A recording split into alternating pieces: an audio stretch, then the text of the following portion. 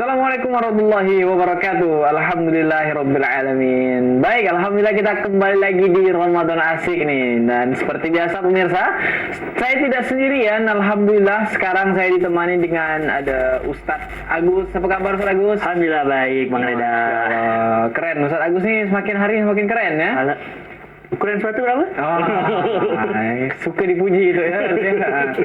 Insyaallah Ustaz Agus ya, bukan semakin Ramadan nih, bukan semakin kurus ya, semakin sehat. Nah ini tandanya balas dendam ketika buka puasa tuh, dikincah bakwan, macam dikincah. Ada Ustaz Zidni, apa kabar Ustaz Zidni? Alhamdulillah sehat Bang Reda. Sehat.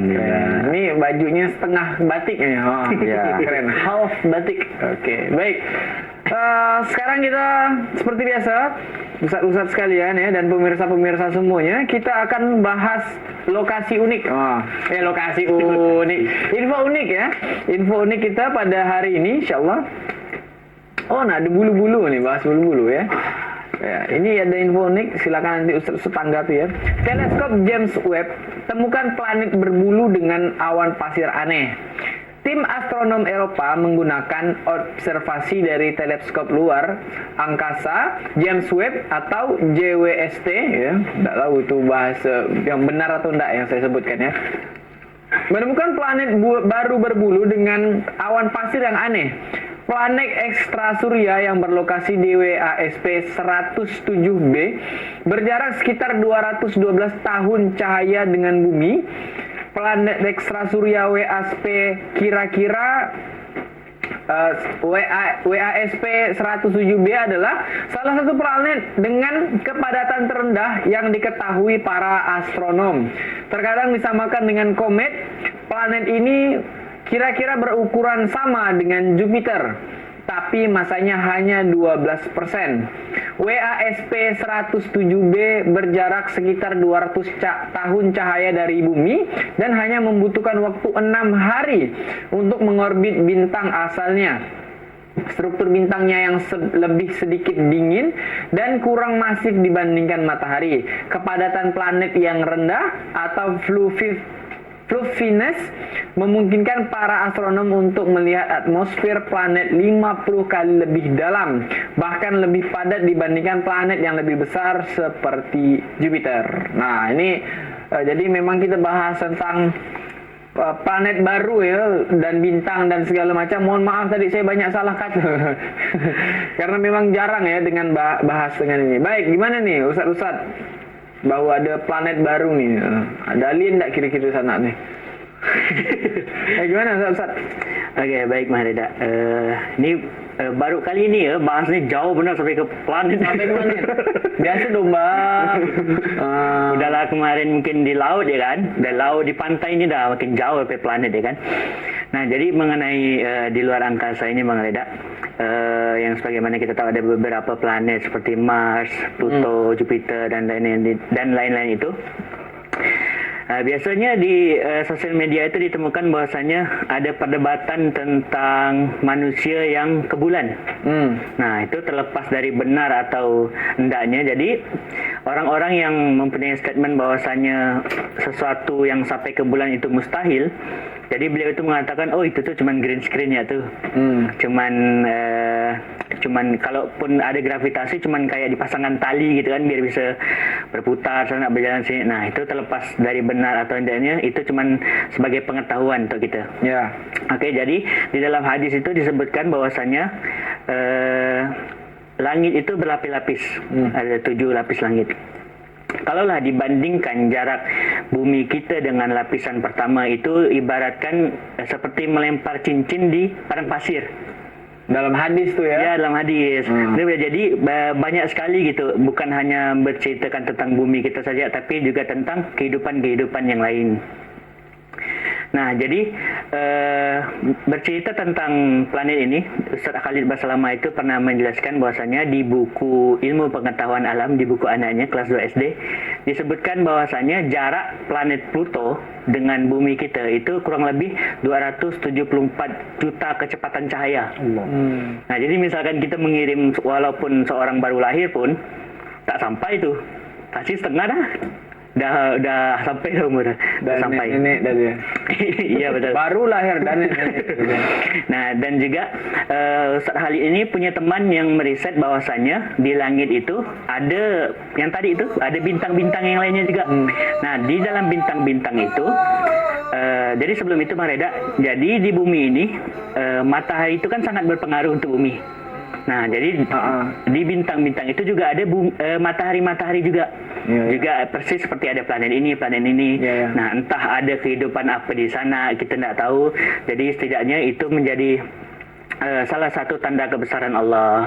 Dari sekian banyaknya rumitnya segala perbintangan apa nih, itu merupakan tanda kebesaran Allah ya, yang nggak bisa kita bantah. Iya gitu. betul. Oke, jadi terakhir mungkin di Quran surah Al-Muluk itu Bang Reda kan? Di Quran surah Al-Muluk ayat ketiga, Allah itu menciptakan langit itu tujuh langit berlapis-lapis. Tidak akan engkau temukan sesuatu yang cacat di situ. Tidak akan kau temui sesuatu yang tidak seimbang. Nah, terus dilanjutkan lagi. Bolehlah coba lihat lagi, ada tidak sesuatu yang cacat? Nah, jadi di situ kita bisa pelajari bahwasannya di bumi, di planet lain itu kan tidak sampai gimana bersentuh-sentuhan gitu. Dia berputar sesuai porosnya, ndak kayak gulit tembak sana tembak sini yang menyebabkan gitu ya. Ya, ndak bertabrak-tabrakan tuh. Nah, itu Masya Allah. Macam mana lah dah tu. Kalau seandainya itu ndak ada tersistem dengan baik tu, tiba-tiba, woi ngapa ni? Tabrakan sama Mars biasa. Baik, itu tadi ya. Masih ada mau dibahas tentang bintang atau kita lanjut tema? Kita lanjut tema aja ya. Boleh. Nah, baik, tema kita pada hari ini adalah orang yang bertakwa. Nah, sebelum kita masuk ke orang yang bertakwa, saya mau tanya dulu kepada ustaz-ustaz ni, apa itu takwa? Supaya orang yang awam seperti saya bisa paham. Bismillah. Jadi takwa ini Bang Reda dari bahasa Arab ya, artinya takut. Diartikan takut. Bertakwalah kepada Allah. Maksudnya adalah takutlah kepada Allah.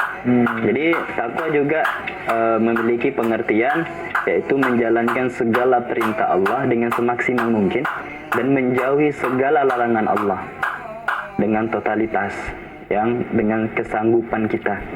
Nah, jadi dalam Quran juga Allah itu berfirman,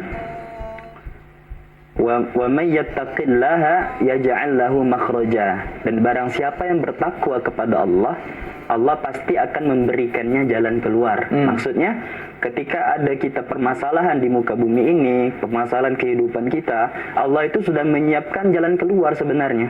Allah itu menyiapkan solusi sebenarnya. Tapi ada syaratnya, bertakwa dulu kata Allah. Wa may yattaqillaha yaj'al lahu makhraja. Enggak cuma sampai di situ. Udah kita bertakwa, Allah kasih jalan keluar. Selanjutnya, wa yarzuquhu min haitsu la yahtasib. Allah itu akan memberikan kita rezeki dari arah yang tak disangka-sangka. Tiba-tiba dapat duit, tiba-tiba turun uang hujan, turun hujan berupa uang gitu. Nah, itu enggak sih, itu mungkin tiba-tiba ada entah siapa ke orang yang ngasih kita duit misalnya kayak gitu, atau kita apa ya lah, pokoknya yang enggak disangka-sangka. Tiba-tiba aja datang gitu. Kita kan pernah ngerasakannya kan. Mungkin pemirsa-pemirsa juga sering ngerasakan tiba-tiba dapat pertolongan ya kan. Tiba-tiba lihat di apa namanya ATM di banking kita kok tiba-tiba nambah saldo ya kan. Nah, nggak tahu rupanya kawan kita minjam pakai buat pinjol gitu. Dan memang tadi lanjutkan Ustaz takwa tadi belum selesai kayaknya tuh Ustaz tuh. Ya, jadi terus di ayat selanjutnya, potongan ayat selanjutnya, wa may yatawakkal 'ala Allah fa huwa hasbuh. Dan barang siapa yang bertawakal kepada Allah, maka itu cukup baginya. Jadi maksudnya bertawakal nih dia udah usaha nih semaksimal mungkin, terus udah diikhtiarkan, tak lupa dibarengi dengan doa, Marida. Dengan doa. Setelah itu baru kita tawakal, sisanya kita serahkan pada Allah. Jangan harusnya kita merasa cukup ya, harus merasa cukup. Jangan ikhtiar. Dengan ikhtiar itu kita udah karena aku kerja lah aku dapat duit nih. Nah, itu salah juga pemahaman seperti itu. Jadi segala sesuatu rezeki apapun itu Allah semua yang memberikan kepada walaupun kita. Kita ikhtiar gitu. Walaupun ikhtiar lewat kita. Jadi kalau ikhtiar tanpa doa itu namanya sombong. Tapi kalau doa tanpa ikhtiar itu namanya ini halu. Oh, halu. Doa aja dia. Doa tapi tidak ada pergerakannya, nggak ada apa Iya, gitu. itu kalau ketemu malaikat ditampar sampai berot bibirnya. Berot bibirnya tanpa malaikat. Oke. Ya, mungkin bisa diperjelas lagi ya, takwa ini. Itu kan tadi mungkin salah satu hadiah bagi orang yang bertakwa ya. Ya, Dan betul. orang yang bertakwa mungkin ada ciri-cirinya. Apa ciri-ciri orang bertakwa, Ustaz sekalian? Oke. Bisa kita lihat gitu, yang bisa kita lihat lah ya. Oke, baik Mas Reda. Untuk takwa itu sendiri yang pasti untuk terutama laki-laki yang paling sering kita dengar 4 kali dalam sebulan, pada setiap salat Jumat itu kan, pada saat khatib berwasiat untuk selalu meningkatkan keimanan dan ketakwaan dengan cara menjalankan apa yang diperintahkan dan menjauhi segala larangan. Ya, Itu seperti yang disampaikan. ya betul, Itu seperti tadi, ya, singkatnya seperti itu. Nah, jadi takwa menurut Ali bin Abi Thalib bahwasanya itu ada 4. Yang pertama itu adalah takut kepada Allah. Nah, takut di sini beda ya dengan seperti kita takut kepada hewan buas, ular, buaya atau dan lain-lain itu, ataupun takut sama hantu. Walaupun hantu itu kan kayak perasaan kita ya, mungkin kayaknya di pintu tuh ada pocong ada ini. Gitu gara-gara apa ya? Banyak nonton hantu. Banyak nonton hantu, hari-hari mikirkan hantu. Ataupun misalkan ketemu sama mantan takut ya, tapi enggak ya. Nah, jadi takut yang seperti itu membuat kita tuh lari jauh gitu, enggak dekat ke situ. Ya, menghindar kan, karena bahaya itu tadi kan. Kita nengok ada orang nagih hutang ke kita ngindar pasti takut kan. Nah, jadi takut kepada Allah di sini itu membuat kita semakin dekat sama Allah. Beda dengan takut yang kayak gitu. Jadi misalkan takut atas siksaan Allah, takut hukuman-hukuman Allah, takut untuk kita masuk neraka. Nah, takutnya di sini membuat dia itu motivasi untuk selalu meningkatkan keimanan dan ketakwaannya sama Allah. Nah, itu yang pertama, takut kepada Allah. Nah, yang kedua ini mengamalkan apa yang sudah dipelajari. Nah, mengamalkan di sini kita bisa ambil contoh di Quran surah Al-Baqarah dari ayat 2 sampai ke ayat 5. Bahwasanya Quran itu tidak ada lagi keraguan di dalam dirinya. Juga petunjuk bagi orang yang bertakwa. Macam mana itu? Ya, kita kita beriman kepada yang gaib, melaksanakan salat dan berinfak. Di ayat keempatnya, beriman kepada kitab-kitab sebelumnya termasuk Al-Quran dan juga mempercayai adanya akhirat.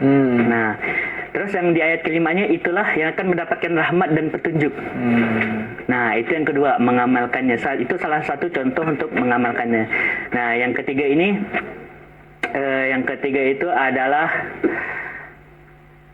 jadi yang kedua tadi, yang pertama tadi adalah takut kepada Allah, yang kedua mengamalkan, yang ketiga itu adalah 3 apa nih, Zat? Allahu Akbar, dia lupa Allahumma shalli ala yang keempat dulu, yang keempat langkau. Jadi yang keempat itu adalah Dah apa-apa, lanjut ya Ustaz. jadi biasa ngeblank lah, biasa lah itu. Hawa lapar. Kan Nak dekat puasa ni. Nak dekat puasa, otak ni dah bakwan dah. Otak tu dah bakwan, cincau. Gimana, boleh Ustaz Zidni? Nah, jadi berkaitan dengan takwa tadi, yang betul yang disampaikan Ustaz Agus tadi, bahwasanya ciri-ciri yang nampak daripada orang yang bertakwa itu, yang pertama dia menegakkan sholat. Nah, menegakkan sholat. Lewat ayat surah Al-Baqarah tadi ya? Al-Baqarah tadi yang disampaikan Ustaz Agus, ya kan? Menegakkan sholat, terus dia beriman kepada yang gaib. Kalau beriman kepada gaib ni, tak nampak lah ya, kita tak bisa melihat. Maksudnya yang gaib ni gimana? Yang gaib ni contoh, misalnya hari kiamat tu yang gaib ya Bang Reda ya? Gaib. Hari kiamat tu kan gitu ya? pasti ya. Pasti. Kita yakin, kita udah beriman bahwanya hari kiamat tu pasti. Tapi tak nampak. Hari kiamat tu pun belum tahu. Nah. Belum ada panitia kiamat ngubungin ini. Kalau kemarin yang 2012 di pending kemarin. Panitia 12 je. 2012? Ya, 12. Itu kok tak tahu sih? Iya tahu. Dia nak di bumi kali kemarin. Bumi lagi heboh kok. Ya, gimana? Nah, jadi terus selanjutnya kita emang setelah kita menegakkan sholat, ciri yang nampak lagi orang itu senang atau gemar berinfak. Itu salah satu beberapa ciri-ciri lah ya, ciri-ciri orang bertakwa. Ya. Nah, jadi Tadi kan yang sudah saya sampaikan di awal tadi, bahwasanya kalau orang bertakwa, Allah akan kasihkan jalan keluar. Tadilah salah satunya. Salah satu caranya bagaimana Allah tuh bisa memberikan kita solusi daripada jalan keluar kehidupan kita ini. Mungkin ada yang Surah Al-Baqarah tadi ya. ya Surah Al-Baqarah. Yang tadi Surah At-Tahrim. Yang Allah memberikan jalan keluar tadi. Nah, jadi ayat itu saling bersambung lah ya, berkaitan gitu ayat yang lain dengan ayat yang lainnya sama-sama saling menjelaskan. Iya. Nah, jadi seperti itu Murida. Dan apa tips atau cara-cara, kiat-kiat how to ya, bagaimana cara menjadi orang yang bertakwa? Tadi kan udah dijelaskan bahwa ada hadiah bagi orang yang bertakwa dan lain sebagainya. Nah, gimana Ustaz? Apa sih tips untuk kita sebagai saya orang-orang yang baru-baru belajar ya kan, baru-baru kenal Islam supaya bisa menjadi takwa nih? Nah, gimana nih? Baik. Di bulan Ramadan ini, dia kan ada bukan salah satu ya, adalah amalan pokok yang harus kita kerjakan bulan Ramadan, identik dengan puasa. Puasa. Nah, dengan puasa itulah akan kita tuh diberikan Allah gelar atau predikat orang yang bertakwa. Kan ya ayyuhalladzina amanu kutiba alaikumus shiyam kama kutiba alal ladzina min qablikum la'allakum tattaqun. Wahai orang beriman, telah diwajibkan bagimu atasmu berpuasa sebagaimana yang telah diwajibkan kepada orang-orang terdahulu, kepada nabi, al-anbiya, wasyuhada, semuanya lah, orang-orang yang soleh. Itu juga berpuasa agar apa? Agar kita bertakwa, agar kita takut tadi. Jadi cara untuk Salah satunya tadi ya. salah satunya itu. Terus kita juga harus selalu merasa diawasi oleh Allah. Nah, namanya muraqabatullah. Muraqabatullah. Kalau kita harus selalu merasa diawasi oleh Allah, mau gerak-gerik sekecil apapun, mau kita sembunyi di dalam kardus pun, kita harus sadar bahwasanya Allah itu Maha melihat. Allah itu Maha mendengar dan lain sebagainya. Oke, jadi itu tadi ya beberapa ciri-ciri dan kiat bagaimana cara kita bisa menjadi orang yang bertakwa ya. Nah, insya Allah mudah-mudahan kita termasuk orang yang bertakwa semuanya. Jangan kemana-mana pemirsa, insya Allah akan kita lanjutkan lagi Ramadan Asik pada hari ini setelah pesan-pesan berikut ini.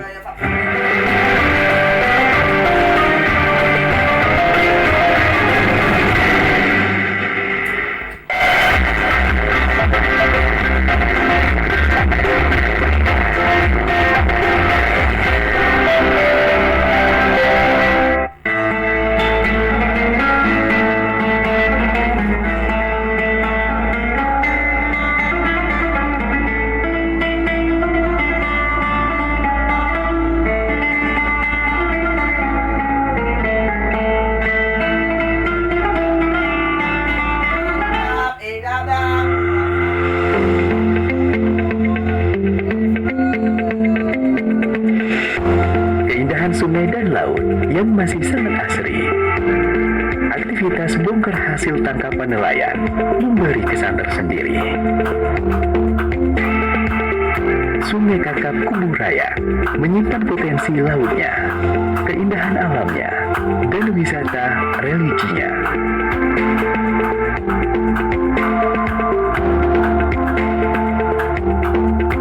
Rumah ibadah Tionghoa, satu-satunya di dunia yang berada di laut lepas.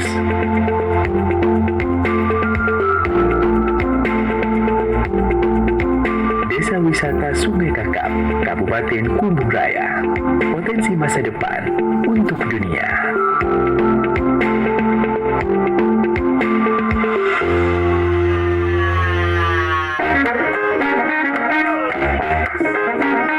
Halo, aku Modi, Sobat Digitalmu.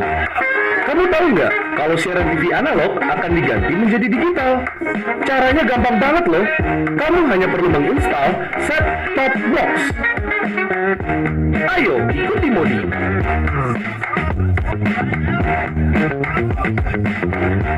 Siaran TV digital membuat gambar televisimu menjadi lebih bersih.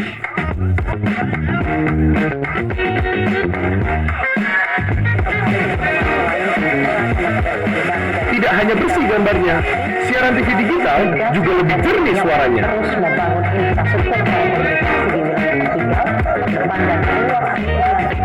Selain membuat gambar lebih bersih dan suara lebih jernih, teknologi TV digital juga lebih canggih.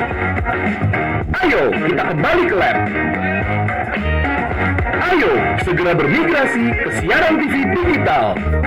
Bersih gambarnya, jernih suaranya, canggih teknologinya.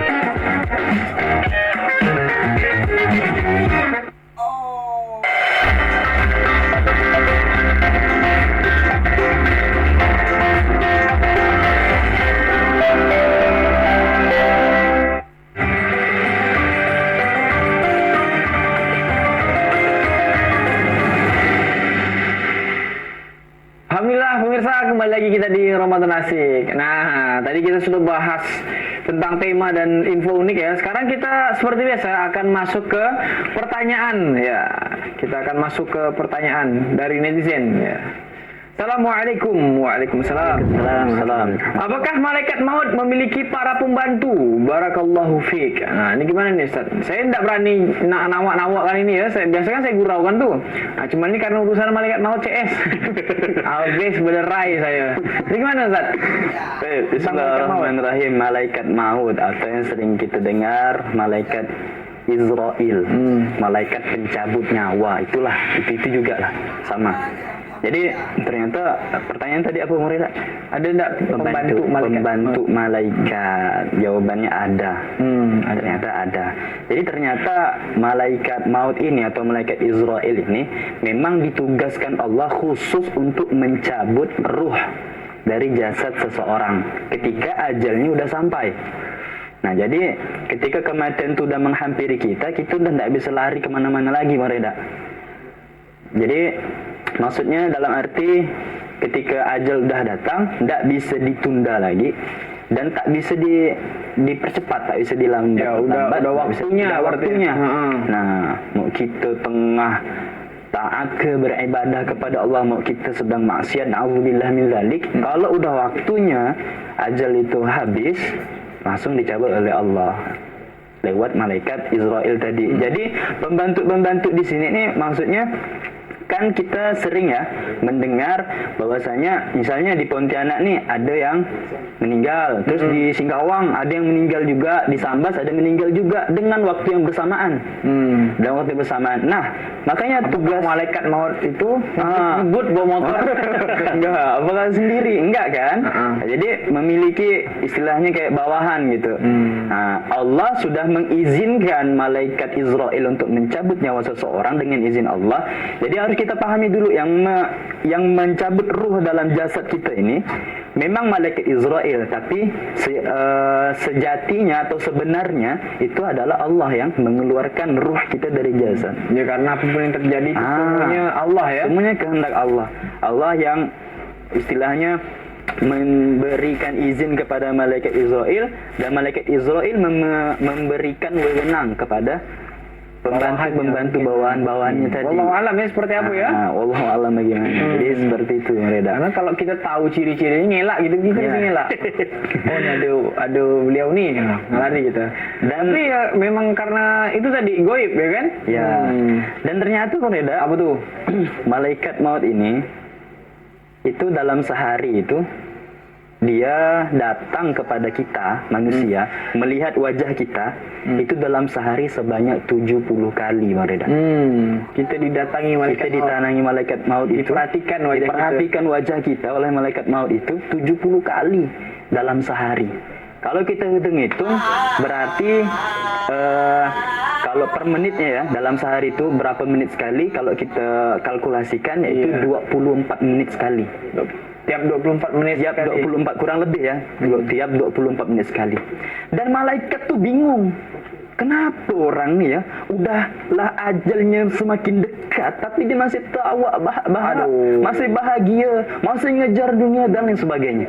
Malaikat tuh bingung. Yang masih tidak puasa, masih rokok dan lain sebagainya ya kan. Masya Allah, malaikat tuh terheran-heran sama manusia itu.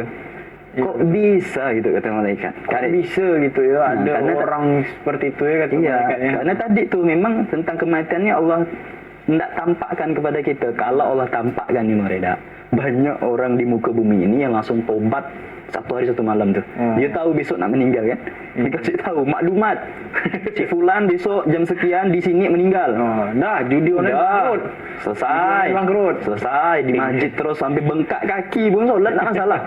Sampai mata ni ngantuk-ngantuk baca Quran pun tak masalah. Karena dia tahu besok meninggal. Karena tahu dia besok meninggal. Makanya itulah kekuasaan Allah ya. Allah tu ingin lihat hambanya siapa yang tulus ikhlas untuk beribadah kepadanya. Bukan cuma karena takut mati. Bukan karena cuma takut mati tadi. Iya. Nah kalau seperti itu kan enak kali itu kan. Semua orang bisa aja bertobat. Semua orang bisa tahu ya. Bisa tahu. Atau enggak, wah masih ada Berapa hari lagi berapa nih? hari lah. Bantai lo lah, kincah lo lah. Nanti kalau udah 1 hari baru tobat full ya kan. Gitu. Udah. Baik, kita kembali ke tema kita pada hari ini, orang yang bertakwa. Kalau tadi itu lebih ke arah hadiah di dunia ya, segala dibukakan rezeki, Ya. pintu-pintu kemudahan dan lain sebagainya. Apa hadiah bagi orang yang bertakwa itu di akhirat? Apa fadilah keutamaannya? Wah, Masya Allah. Banyak itu Marida. Nah, jadi dalam Quran surah An-Naba juga dijelaskan innal muttaqina mafazah.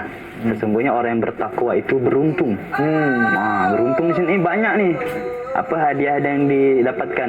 Innal muttaqina mafaza hadaiqa wa a'naba. Yaitu kita akan mendapatkan kebun-kebun.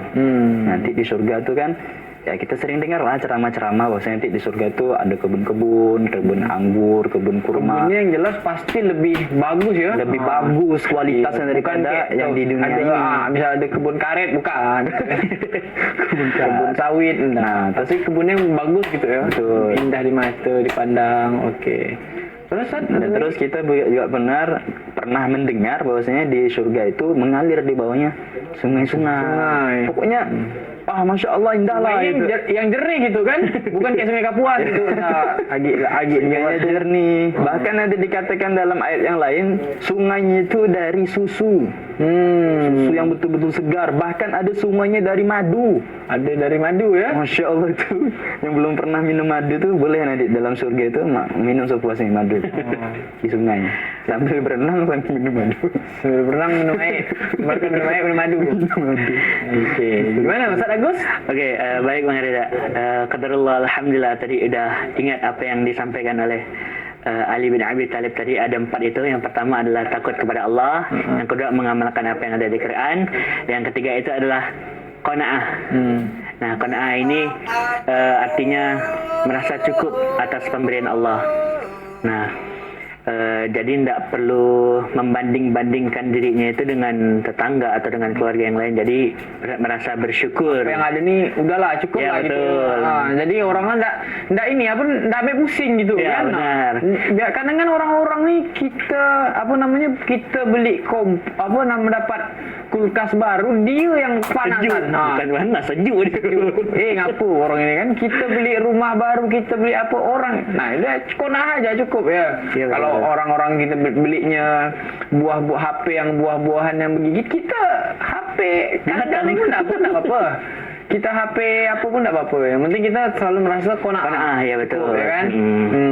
Oke, yang selanjutnya yang keempat adalah menyiapkan untuk kembali lagi kepada Allah. Nah, menyiapkan kematian yang baik. Nah, tentang menyiapkan kematian yang baik ini Bang Reda, kalau menurut saya pribadi itu harus ada 2. Yang pertama itu adalah hablum minallah, hubungan kita kepada Allah, dan hablum minannas, hubungan kita kepada manusia.